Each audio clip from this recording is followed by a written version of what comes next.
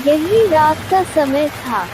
बारिश लगातार हो रही थी और बिजली चमकने के साथ साथ बादलों की गड़गड़ाहट से पूरा गांव कांप रहा था। रामपुर गांव में वैसे रातें तो शांत रहती थी, लेकिन आज कुछ अजीब था। सूरज, जो कि एक युवा लेखक था, कुछ दिनों के लिए गांव में अपने दादा के घर आया हुआ था।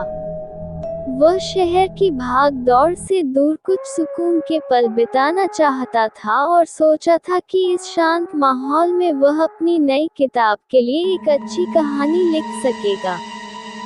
बारिश की तेज बूंदों की आवाज के बीच अचानक दरवाजे पर दस्तक हुई। सूरज ने घड़ी की ओर देखा। रात के ठीक 12 बजे थे। इतनी रात को कौन आ सकता है? उसने खिड़की से बाहर झांका, लेकिन बाहर अंधेरा था। उसने धीरे धीरे दरवाजा खोला, लेकिन बाहर कोई नहीं था। शायद कोई गांव वाला होगा, बारिश में फंस गया होगा, सूरज ने सोचा और दरवाजा बंद कर दिया। लेकिन जैसे ही वह मुड़ा, उसे लगा कि कमरे में कोई और भी है। एक अजीब सी सिहरन उसकी रीढ़ में दौड़ गई। सूरज ने पूरे कमरे में नजर दौड़ाई, लेकिन वहां कोई नहीं था। उसने सिर झटक दिया और सोचा कि शायद यह उसका भ्रम था। लेकिन वही आवाज फिर से वही दस्तक। इस बार सूरज ने झटके से दरवाजा खोला, लेकिन बाहर अब भी कोई नहीं था। पर इस बार दरवाजे के ठीक सामने कीचड़ में किसी के पैरों के गहरे निशान थे, जो अचानक गायब हो रहे थे। अब सूरज को सच में डर लगने लगा था। वह जल्दी से दरवाजा बंद कर अपनी चारपाई पर बैठ गया। कमरे का माहौल अचानक ठंडा हो गया था, जैसे कोई ठंडी हवा चल रही हो। तभी उसने कमरे के कोने में एक साया देखा, काले धुएं जैसा एक आकार, जो धीरे धीरे इंसानी रूप लेने लगा। सूरज का दिल जोरों से धड़कने लगा। वह उठकर भागने ही वाला था कि एक भयानक आवाज आई, सूरज, रुको! सूरज का शरीर जम गया। उसने कांपते हुए पीछे देखा। वह परछाई अब एक अधजले चेहरे वाली औरत में बदल चुकी थी। उसकी आंखें कोयले की तरह काली थीं, और उसका शरीर जलने के निशानों से भरा था। कौन हो तुम? सूरज ने घबराते हुए पूछा।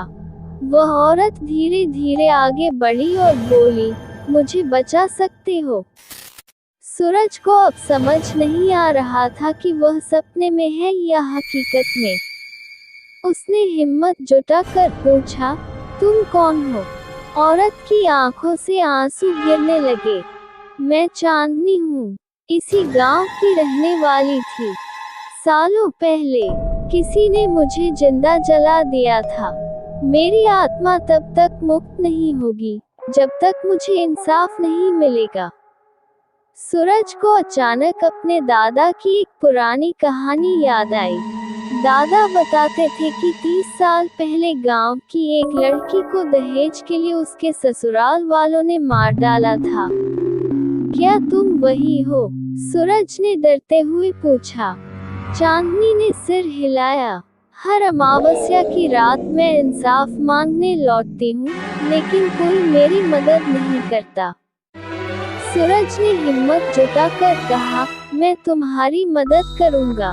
अगले ही दिन सूरज ने गांव के बुजुर्गों से बात की और पुलिस में रिपोर्ट दर्ज करवाई।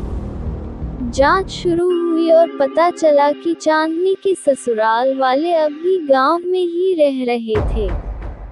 जब पुलिस ने उन्हें पकड़ा, तो उन्होंने अपना जुर्म कबूल कर लिया।